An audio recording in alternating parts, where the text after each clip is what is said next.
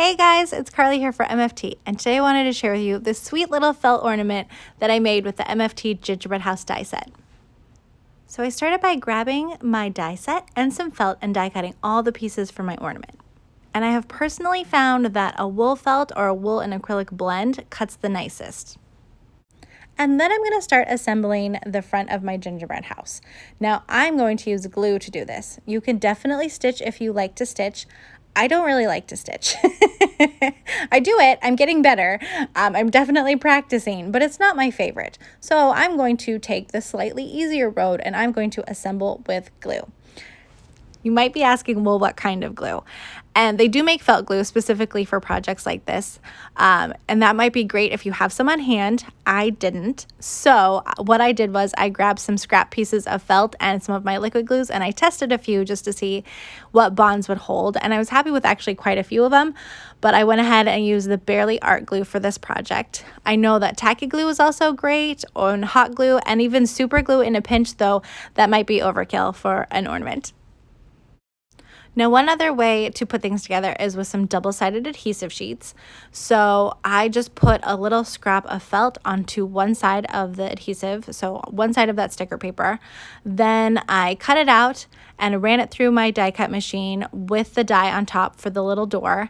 And so then after that, I had basically had a little door sticker, a little felt door sticker that I could peel off the other piece of liner paper and put down onto my house. And then when I got to the candy for the front of the house, I decided I wanted the gumdrops to be glittery, like they were really covered in sugar. So I took my little felt die cut, I smeared some glue on the top of it, and then I dipped the whole darn thing into a jar of glitter. Now, this worked, it's glittery, but it also made a big mess. So I'm not sure I would recommend it. I'm not sure I would do it again next time. I might just put double-sided adhesive on both sides of my felt before I die cut it, and then I could really have it glittery, or maybe even order some glitter felt. So maybe a couple of cleaner ways to add glitter. And then I glued all my candy to the front of my gingerbread house. So my little candy canes, my little gumdrops, and my little Starlight mints.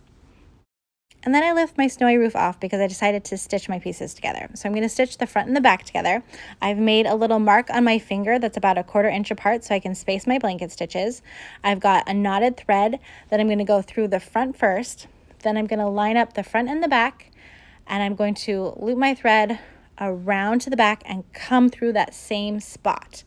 Before I pull it all the way through, I'm going to put my needle through the loop to create the blanket stitch on top. So you can see as I'm doing it, I'm using that same finger that has my spacer mark on it to kind of grab that thread and keep it from going all the way up to the edge of the felt. And that gives me my loop to put my needle back through to create that cute part of the blanket stitch that goes across the top. I'm going to keep repeating that stitch and using my finger as a guide to space my stitches. So the previous hole goes against the first mark on my finger, and then I'm going to put my needle in where the next mark is on my finger. So that'll help me kind of keep them spaced evenly. They're not perfect, but it's a system that's working for me because without it, they'd just be all over the place.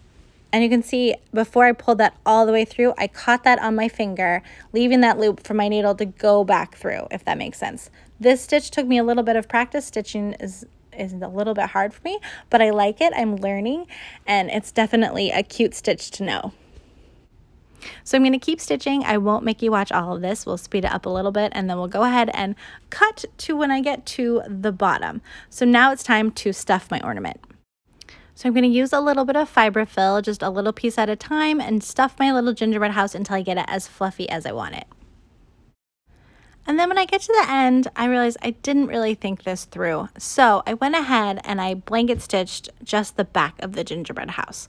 So you're not really going to see the blanket stitch from the front at all because I'm going to put that snowy roof on top. It's going to cover up the blanket stitch, and you're only going to see it on the back. But I do like that detail on the back, so maybe I'm still happy with this design. I haven't quite decided. But I did decide and tried to, instead of trying to stitch it closed, because I had all that cute decor that I already glued to the front of my gingerbread house, I just grabbed the glue and used that to close it up. So I blanket stitched the back, but then I used glue to actually close it. And since it's already stuffed and fluffy, I recommend grabbing a clothespin or some kind of clip like that. And after you put the glue on, clipping it shut to really help the glue bond and stay stuck. And lastly, I'm going to add that last little snowy roof, which I did go ahead and glitter in the same fashion that I glittered my gumdrops, which means there's glitter literally everywhere. I came out of my craft room, my husband's like, "You're covered in glitter." It's like, yeah, I know.